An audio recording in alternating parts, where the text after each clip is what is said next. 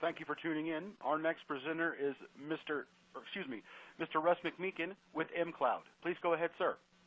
Thank you. Thank you, everyone, for joining, and good morning and afternoon, wherever you are. Our company is mCloud. I'll skip through the disclaimers here, and we'll get right to the meat of it. Our focus as a company from the cloud using AI is to connect the assets. All of the assets we connect to have an influence on energy, which is why our tagline is creating a more efficient future. We are based in Canada, headquartered in Vancouver, with offices all around the world. We are listed on the TSX-V and in the OTC in the U.S. We are on a path to uplist to the NASDAQ. We've got a number of steps in place, just some final steps to complete. We have about 300 employees in 14 offices around the world. In the first 9 months of the year, we recorded just under $18 million of revenue. Those are Canadian dollars. Growth is about 113% year-on-year growth. Most of that growth came from connecting assets of the type I just showed you, buildings, wind turbines, oil and gas. And we are just under 60,000 connected assets, which I will get into later. In the month of December, we opened up an offering to a number of family offices in the U.S. We closed about $4.7 million US with some very key family offices in the U.S. It's all consistent with our plan of becoming a strong U.S.-centric investment. We also announced in December, in light of the reopening of a lot of states in the first or second quarter of 2021, a number of key contracts in the state of New York, state of California, and recently in the province of British Columbia for large buildings who want to get back to work and implement energy efficiencies and clean air technologies from one common AI cloud. The management team, fairly distributed throughout the world, but the key ones, a number of us come from Honeywell. I was the president of the Advanced Software Group of Honeywell. Tino Lonza, the other co-founder, was the chief architect for the Advanced Software Group of Honeywell.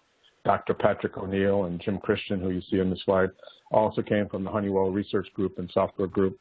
So we have a lot, several decades of experience together in mission-critical analytics and software. We've had a number of successful exits to big players. How we got into Honeywell is by selling our companies, different companies, to Honeywell in the early 90s to form the foundation of their Advanced Software Group, which did a multi-billion-dollar business. How we look at how Asset Care looks at assets and how we connect to assets and how we make optimization occur. First of all, everything starts from real-time data. The advent of IoT and the progress made in IoT seems that every quarter they get more and more sensors, faster, cheaper, more accurate. So on the left-hand side of this slide, you see we rely on IoT data to drive information to the cloud. Up in the cloud, we create a digital twin, an AI model of how the asset should behave. Often we create a 3D digital twin as well of the asset. So if there's surface areas that are critical, such as wind turbine blades, surface area of oil and gas facility where corrosion is key, we'll also add, in addition to a mathematical model, a digital 3D twin model. So we have a very accurate replica of the asset we're optimizing. And the third component that makes us quite unique is we render this information out to mobile workers. We have a whole plethora of mobile apps, from hands-free augmented reality devices with voice, 3D, and video, to just simple iPhones, Android devices, and tablets to get the information from the cloud out to the mobile workers. We are focused on 3 segments primarily: commercial buildings, where we optimize HVAC, indoor air quality, and refrigeration; process industries, oil and gas, midstream is a key market for us and is a large market for us; and then renewable energy, as you saw in a prior photo, wind turbines, optimizing the performance of wind turbines. The market is huge. So if you look at the number of servable assets with the technology that we have today in the markets we serve around the world today, there's over 10 million connectable assets. We sell on a subscription basis, a monthly recurring fee. So a typical asset are heat exchangers. So we would connect typically a fleet of heat exchangers. You typically see at least a 15% improvement in performance. That would drive a material increase in cost efficiencies. Typical plants have many, many hundreds of these, and as a company, you have thousands of heat exchangers. They tend to be ignored. They tend to be difficult to maintain, so you have to send people out if you don't have cloud technology like we do. So by connecting this to the cloud, we make things simpler, and we drive significant cost savings.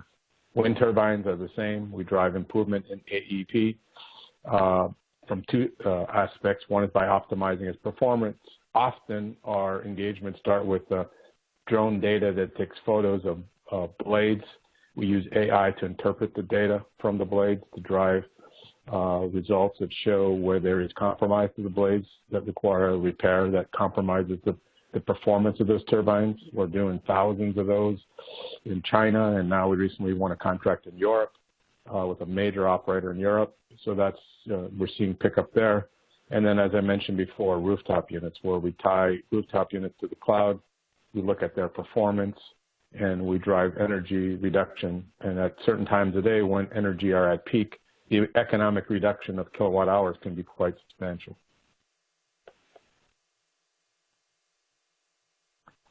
Our business model is a SaaS model. It's a subscription model. We have over 55,000 connected assets today. So that's the first part of how we drive revenue, is how many assets are connected. There's a monthly fee for each one of these assets. So if you're a wind turbine, it's about $150. If you're a rooftop unit, it's closer to $50. If you're a gas compressor in an oil and gas plant, it's $250 per asset. And that's what drives the recurring revenue. From a customer point of view, it's a subscription model. It's not a capital expenditure model. And so it makes it, one, easy for the customer to consume or buy from us. And from a revenue recognition or revenue point of view, it's an easy metric for us to follow internally. We drive contracts to connected assets becomes recurring revenue, and that's how we drive our growth.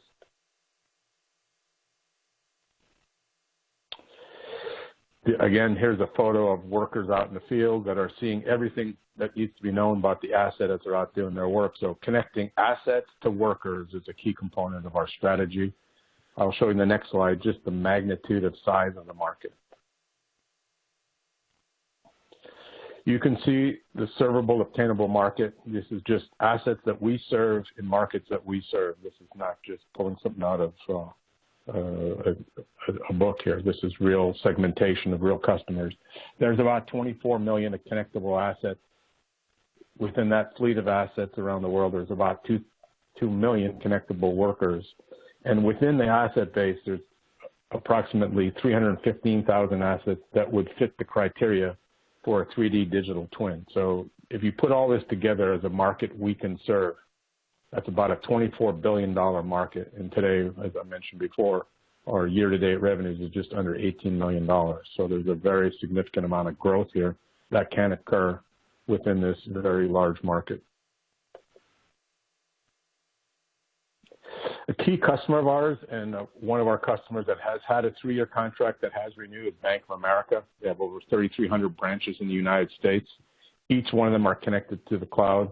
Their rooftop units are connected today, and now they're looking at indoor air quality on a state-by-state basis, starting in the state of New York, where there are some pretty rigid indoor air quality requirements to be announced in December. A whole number of contracts in the state of New York of buildings getting ready to get back to work. When exactly will they open for work is a hard one to predict, but they're putting technology in place to comply with indoor air quality. How we do that is we use sensors. There's either ionization or 3D ultraviolet light technology for cleaning of the air. All those components are added inside the building, are all connected to our cloud. Asset Care calculates the subcomponents of the air quality and compares it to the amount of indoor air, outdoor air we're bringing in, the amount of electricity used to cool that air or heat that air, and we optimize it as a total envelope of a building. So these are the kinds of things we do. Typically, our customers own many, many buildings. Not all of them are the size of Bank of America, obviously, but we have customers like McDonald's, we have Planet Fitness, we have all kinds of customers who have many, many locations in many, many states, and this is the objective function they're driving towards. Again, here's a subset of types of customers. Some of these are in the building space. You can see Starbucks has many thousands of buildings. Cinemark, they're definitely taking back to work very seriously, implementing a lot of technology in their locations to comply not only with energy reduction, but in indoor air quality. Wind turbines, you can see a number. We just won a number of additional contracts that are not on this list, as well as midstream oil and gas companies.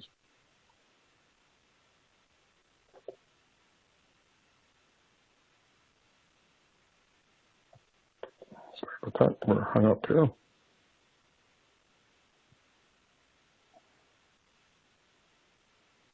Here we go. So again, kinds of metrics our customers are obviously looking at are reduction in energy use. It's a big one because, or in the case of a wind turbine, more energy produced. But when we add up what we've put together in the last couple of years in terms of kilowatt hour saving, looking at all customers combined, and we track this in the cloud within Asset Care as a total fleet of all customers, we've improved about 120 million kilowatt hours in energy savings from our customer base. So if you put that into CO2 reduction, what is the carbon reduction value of this? That's about 80,000 tons of CO2 reduction. There's a number of investors, certainly the group of the 4.7 million that we just raised that are very keen on GHG and investments that are, call it, friendly towards their funds and how they look at ESG and things of that nature. So these are the metrics we track in terms of the benefits we create from a decarbonization or carbon reduction perspective.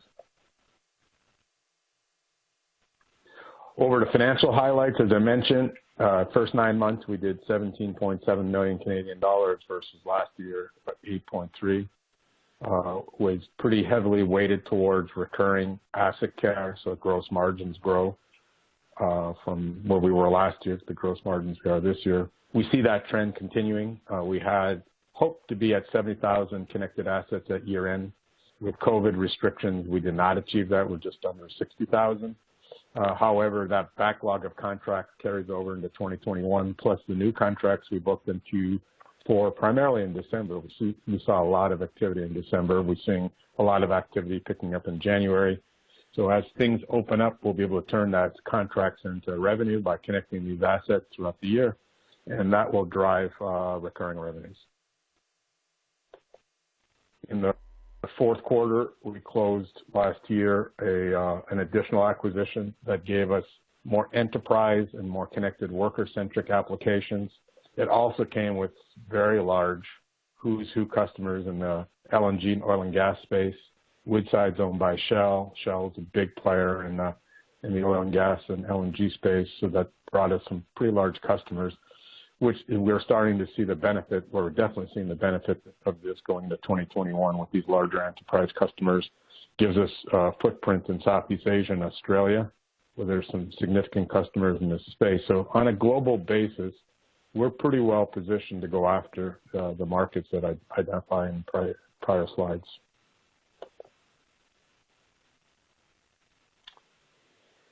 So we leverage the cloud. All of our technology is highly IP protected. We have, I can't even count, well over 25 robust patents. Our patents always start with a seminal first up patent, and the way we think of our IP is around brick wall. We have a primary brick, and then we have all the bricks around it.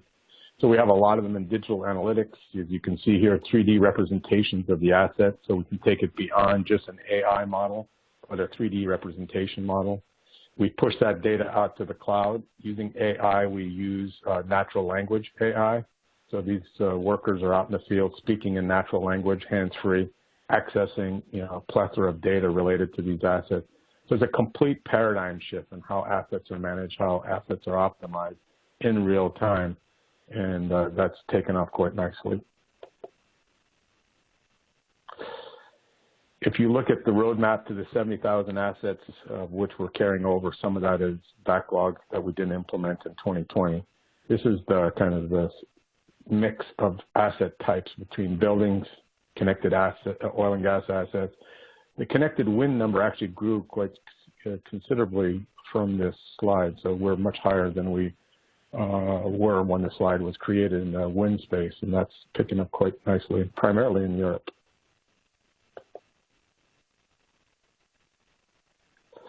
Some other key facts: we have about 28 million shares in the base count. We've done a number of convertible preferred converts. So if you do a fully diluted share count, it's about 46 million shares fully diluted. Insiders, combination of management and companies we've acquired that are locked up, represents about 12.5 million shares. We closed Q3 with 5.2 million, but we purchased a company in Australia. We also raised money in the fourth quarter in the month of December. So our net cash position is a couple $2 million.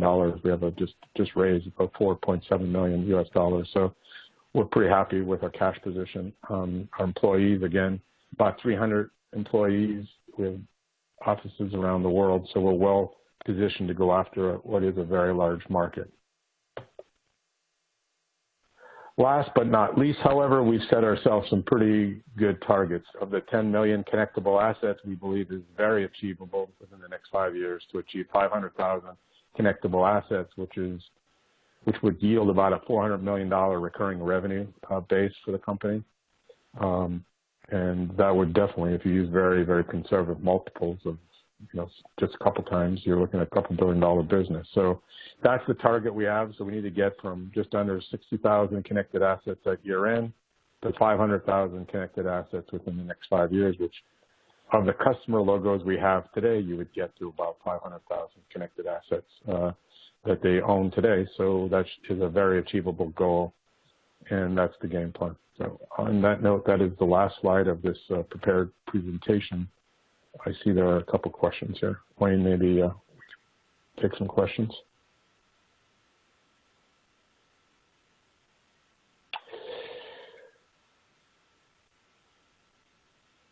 Let me take a look here. Someone who's new to the stock, can you explain why you think the stock is down so much over the last 12 months? That's a good question. If I knew that one, that would be a good one. I think some of it has to do with the market we trade in. I think some of it has to do with, we did a financing with an acquisition this summer, and I don't know that the financing was done totally the right way. And so we were bearing the brunt of it. I think that's a bit of a mystery to me. And so that's a large reason why we're driving to get to a more tech-friendly exchange, NASDAQ.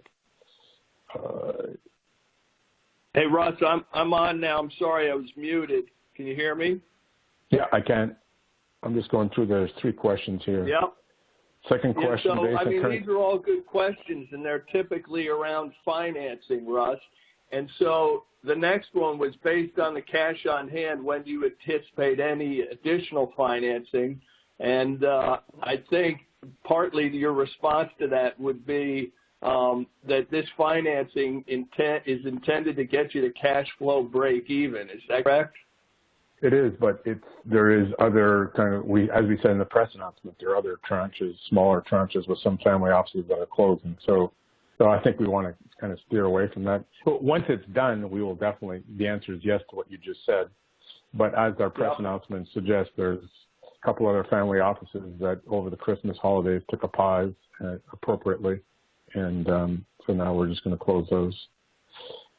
And when do you see yourself hitting consistent profitability? So that's at 70,000 connected assets. So the reason 70,000 was a number because it was in backlog. Also, 70,000 is the number that generates adequate quarterly revenues to be sustainably profitable because it's recurring revenues.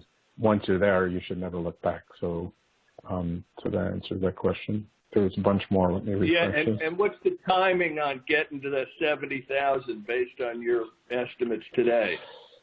Once we get clarity of when people are back to business, Wayne. So, state of New York still closed, state of California is still closed. So if it stays closed for another 6 months, then it'll be a while. If it opens up in the next 6 weeks, it will happen pretty quick. So to Right. read the Wall Well, Street. even during the COVID lockdown, Russ, you've been able to add, 3 to, say, averaging at least 3,000 assets per quarter, which has helped ramp up your recurring revenue quite nicely, even during the year, from $1.5 million in the first quarter to $2.7 million in the second quarter to $3.6 million in the third quarter. So that's a pretty nice ramp, even during the course of this year during COVID shutdown. So even if we just operate at the current level that we are today, you'd still achieve a cash flow break even during 2021 and probably around mid-year.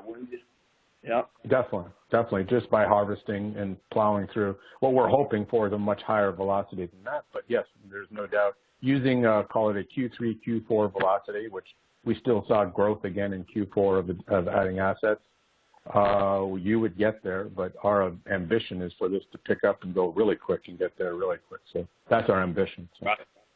Good. Very good. Are there any other questions out there at this time?